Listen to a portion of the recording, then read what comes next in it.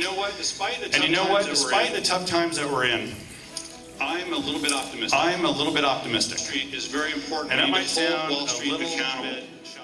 No longer should taxpayers or anyone else be responsible for the irresponsible actions of a few very large firms in this country. And we have to write the laws to make sure that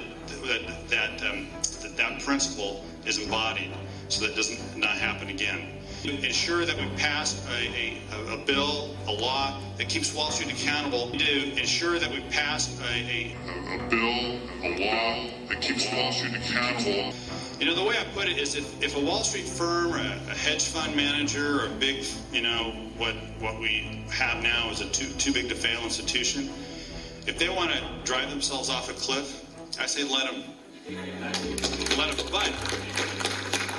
But no longer should you be trapped in the passenger seat, unable to get out when they do that. And we are going to change the rules so that we no longer have too big to fail, and that we hold Wall Street accountable for their actions.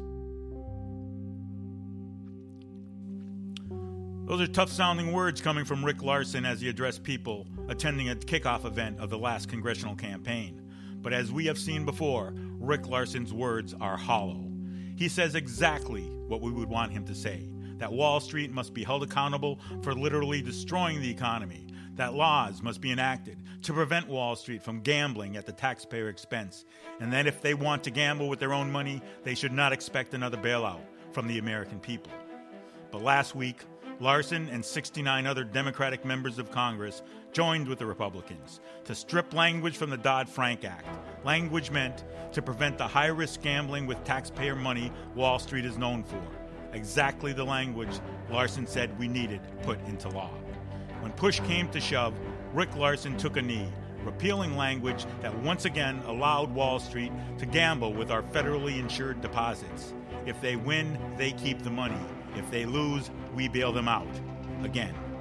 Not only did Larsen give the financiers of Wall Street the go-ahead to keep rolling the dice, but he put the taxpayer back in the passenger seat of the car, heading for the cliff, and told Wall Street, floor it. And I'm looking forward to having that debate throughout the fall and coming up to a point on November 2nd where there are more votes for me than the other guy.